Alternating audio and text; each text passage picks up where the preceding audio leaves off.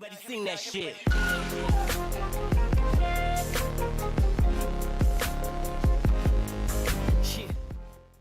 Panama boys may be street kids, but I know they can trouble England's stars. For Gary Stempel, Sunday is the culmination of a lifetime of work.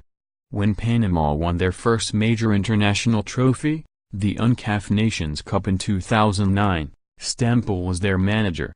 Born to a British mother and a Panamanian father in Panama City, Stempel then grew up in London, where he worked as a community officer for Millwall Football Club.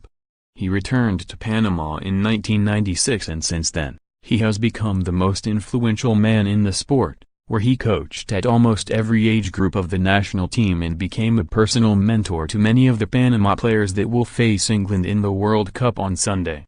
Here, he provides his insight into the Panama camp and what the afternoon's crunch clash means to the smallest football nation at the World Cup.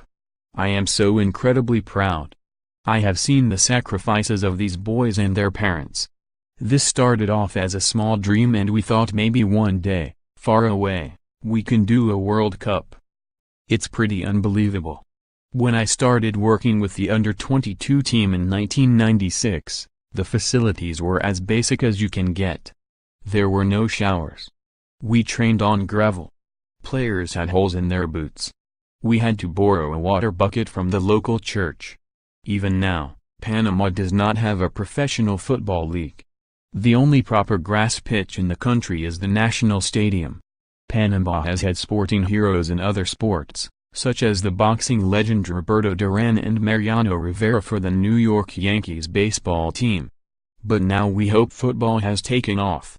The president Juan Carlos Varela was here for the first game against Belgium. There was a huge debate in the country, at cabinet level, about whether to have national holidays for each Panama World Cup game. It was very close, but business pressure overruled it in the end. But schools and offices are letting people watch the games during class or work time. Everyone is going in with a red shirt on game day. There are big screens in parks, barbecues and street parties. Around 90% of the population will be tuning in for the England game. The real measure will be after the World Cup. It is easy to get carried away. Will there be major progress? We hope so. After all, if Panama can qualify under these conditions, what could we do with a properly developed league structure? There is no club fan culture. Some club games have 150 fans turning up. It needs boosting. I am one of 4 people the federation has invited to travel with this squad as a special guest, so I am on their chartered plane and spending some time with the squad. It is professional. We have a chef, nutritionists and everything you would expect, and our camp in Saransk is excellent. They are cooking Panamanian food in a healthy way, so lots of fish, as well as chicken and rice. The mood is confident. The players felt they put up a great fight in the first half against Belgium. They did not make fools of themselves. These are street kids from back home and they are relishing it all. They are not locked away on PlayStations.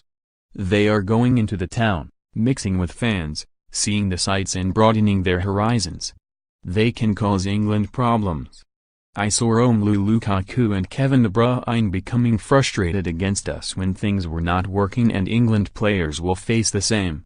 Roman Torres, who scored the goal that took us to the World Cup, is one of the main men in defense. He started with me aged 17. He was one of 200 kids who came to a trial. Some had boots with holes, some one boot on and one boot off. Roman was a forward on the street, but so many forwards turned up to trial that he pretended to be a defender. It's that street smart thinking that has taken him to World Cup. I am known as a father figure by many of the players. There are social problems. They come from an environment where there is drugs and violence. With a lack of social order and emotional intelligence and family units, it has been a difficult process, but I am so proud of what they are achieving.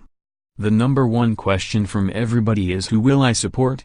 I have never had so many sleepless nights over one question. In my professional life, Panama gives me a lot in football terms, so I will support Panama.